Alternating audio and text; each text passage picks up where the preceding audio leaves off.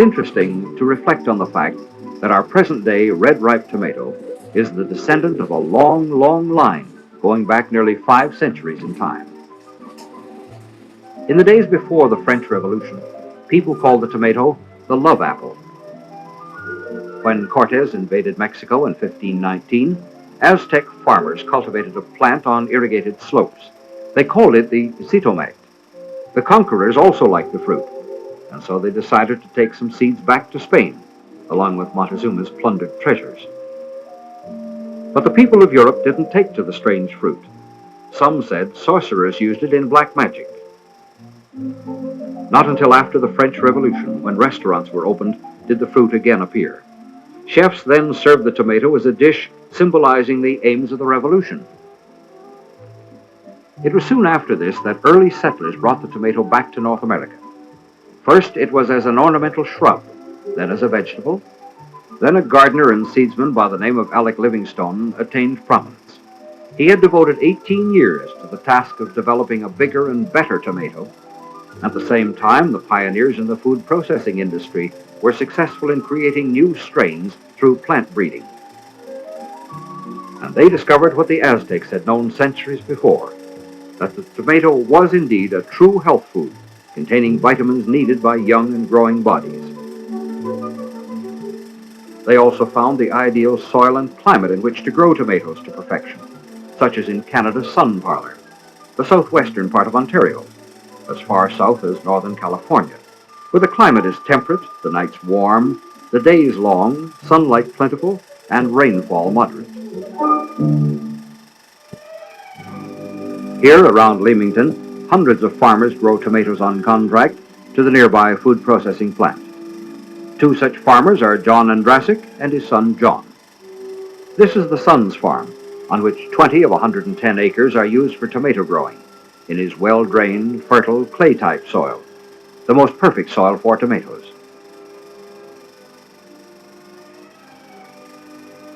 Growing tomatoes on contract is a highly organized business and usually a family operation.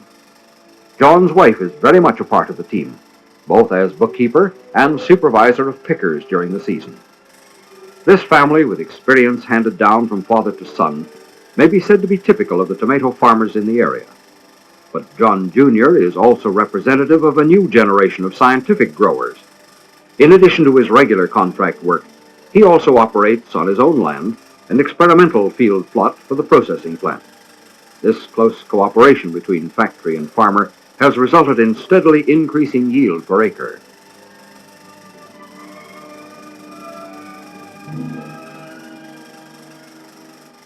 But the greenhouses play their important role too. The Leamington area has one of the largest concentrations of greenhouses to be found anywhere, making this center an all-year garden. The chores on a tomato farm are never-ending. There's weeding and still more weeding, usually done with the help of both cultivator and the good old-fashioned dependable hoe. This work goes on all summer. Spraying throughout the season is also essential in order to maintain healthy, vigorous plants and assure top-quality fruits.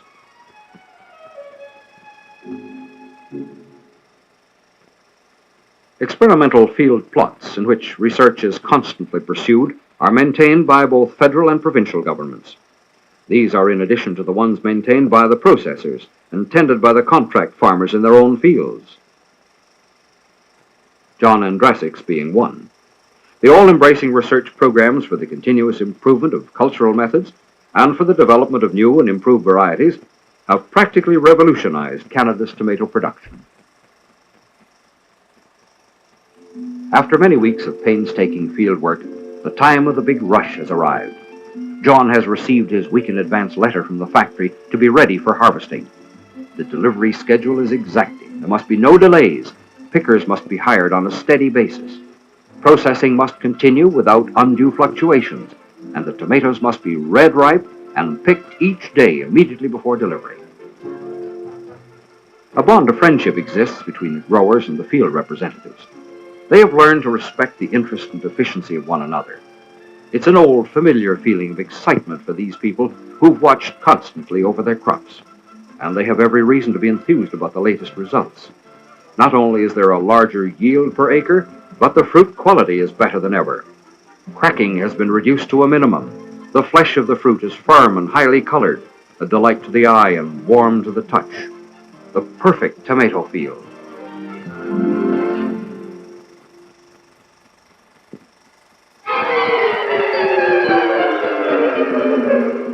Harvest time has arrived.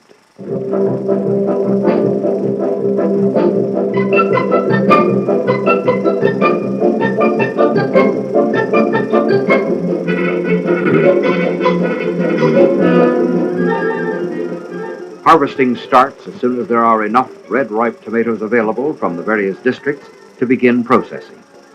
As the volume increases, deliveries are made to the plant around the clock.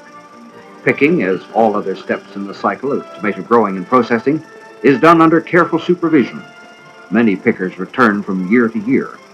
They all know their job well, the importance of not filling the special tomato baskets too full, level full is what the plant specifies, and they know exactly how to handle the fruit so that it is not bruised. Even the loading of the truck is in strict accordance with plant instructions.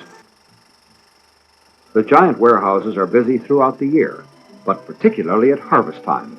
Once an unknown quantity, the tomato has become, with the help of modern science and growing and processing techniques, one of the really important products of the soil. And even as the warehouses are being filled with the produce of the new season, shipments by train and truck leave constantly. And at the nearby docks, served by the St. Lawrence Seaway, ocean-going freighters carry large quantities of tomato products to world markets.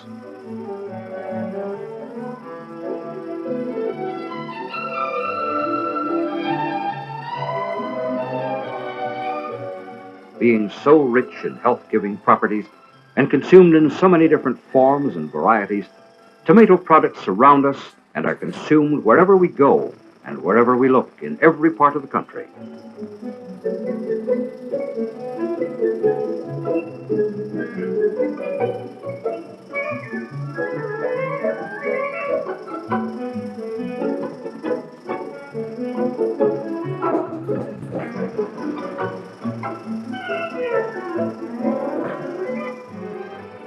And so, through the planning, the research, and the cooperation and coordination of thousands of Canadians, the tomato has become big business, affecting not only the economy of the nation, but also the health and well-being of its people.